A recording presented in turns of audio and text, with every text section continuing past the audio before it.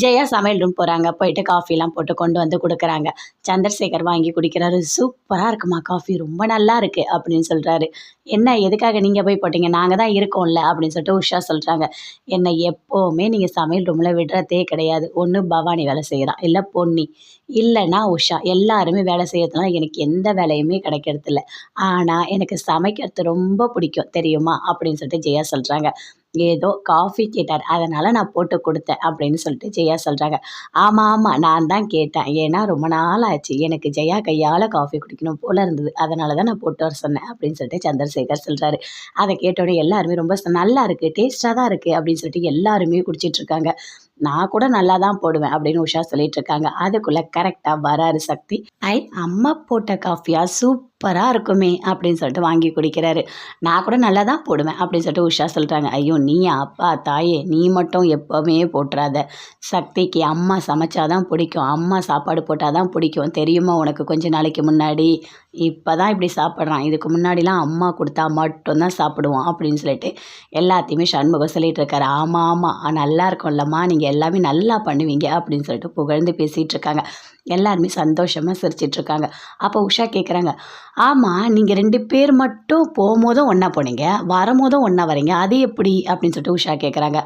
இல்லை, போகும்போது ஆஃபீஸ் போகும்போது அப்படியே ட்ராப் பண்ணிவிட்டு போனேன் கோயிலில், அப்புறம் வரும்போது நடந்து வரத்தை பார்த்தேன், அப்படியே நான் கூட்டிகிட்டு வந்துட்டேன் அப்படின்னு சக்தி சொல்கிறாரு. அது எப்படி பொண்ணி, நீ கோயிலுக்கு போனால் மட்டும் போகும்போதும் கூட்டிகிட்டு போய் விடுறாங்க, வரும்போது கரெக்டாக உன்னை பார்த்து கூட்டிகிட்டு வராங்க, எப்படி இதெல்லாம் நடக்குது அப்படின்னு சொல்லிட்டு உஷா சொல்கிறாங்க. அதெல்லாம் ஒன்றும் இல்லை, எல்லாம் யதார்த்தமாக தான் நடக்குது அப்படின்னு சொல்லிட்டு 2 பேருமே அங்கேருந்து போகிறாங்க. பார்த்தீங்களா பார்த்தீங்களா அத்தை என்ன பண்ணுறாங்கன்னு பாருங்கள், 2 பேரும் ஒன்றா போகிறாங்க, ஒன்றா கூட்டிகிட்டு வராரு, எல்லாமே பொய் சொல்கிறாரு சக்தி அப்படின்னு சொல்லிட்டு உஷா சொல்கிறாங்க. சரி வாயை மூடிட்டு வா அப்படின்னு சொல்லிட்டு சண்முகம் உள்ளே கூட்டிகிட்டு போகிறாரு. பொன்னி பார்க்குறாங்க, எப்படியாவது இந்த சாரியை கொடுக்கணும் அப்படின்னு சொல்லிட்டு அப்படியே மறைச்சி வச்சுட்டு இருக்காங்க.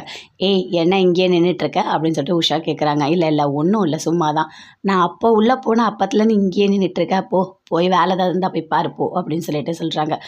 சரி சரி நான் போகிறேன் அப்படின்னு சொல்லிட்டு பொன்னி போகிறாங்க.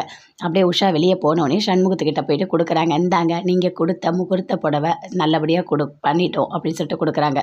அதை வாங்கிட்டோடனே சண்முகம் சொல்கிறார், எனக்கு ரொம்ப சந்தோஷமாக இருக்குது, நீங்கள் எங்களுக்காக போயிட்டு தொட்டிலாம் கட்டிட்டு வந்திருக்கீங்க, எங்களுக்கு எவ்வளோ சந்தோஷமாக இருக்குது தெரியுமா அப்படின்னு சொல்லிட்டு சண்முகம் சொல்லிட்டு இருக்காரு. இந்தாங்க புடவைன்னு கொடுக்குறாங்க. அதுக்குள்ளே கரெக்டாக உஷா வந்துட்டாங்க. ஏய் என் முகூர்த்த புடவை வச்சுட்டு என்ன பண்ணுற நீ, உன் கையில் எப்படி வந்தது அப்படின்னு சொல்லிட்டு கத்துறாங்க. என்ன சொல்கிறதுன்னு தெரியல, அப்படியே கண்ணை காட்டுறாரு, எதுவும் சொல்லாது அமைதியாக இரு பொன்னி அப்படின்னு சொல்லிட்டு.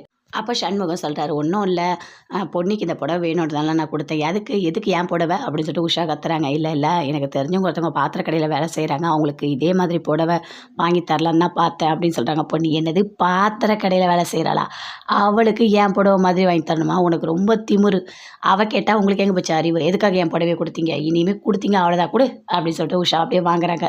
அவ்வளோதான், 2 பேரும் என்ன பண்ணுவேன்னு எனக்கு தெரியாது அப்படின்னு சொல்லிட்டு சண்முகத்தை ஒரு அடி அடிக்கிறாங்க. அடிச்சுட்டு அங்கேருந்து போகிறாங்க. பார்த்தியா எப்படி அடிக்கிறா பற்றியா, ஐயோ கடவுளே அவள் திருந்தவே மாட்டா அப்படின்னு சொல்லிட்டு பயங்கரமாக ஃபீல் பண்ணி சொல்லிட்டு இருக்காரு. சந்திரசேகரை பார்த்து சொல்கிறாங்க, சக்தி பொண்ணி 2 பேருமே பரிகாரம் பண்ணோம் அப்படின்னு சொல்லிட்டு, எங்கள் 2 பேருக்கும் குழந்தை பிறக்கும் அப்படின்னு சொல்லிட்டு கோயிலில் சொன்னாங்கன்னு சொல்கிறாரு. அதை கேட்டோடனே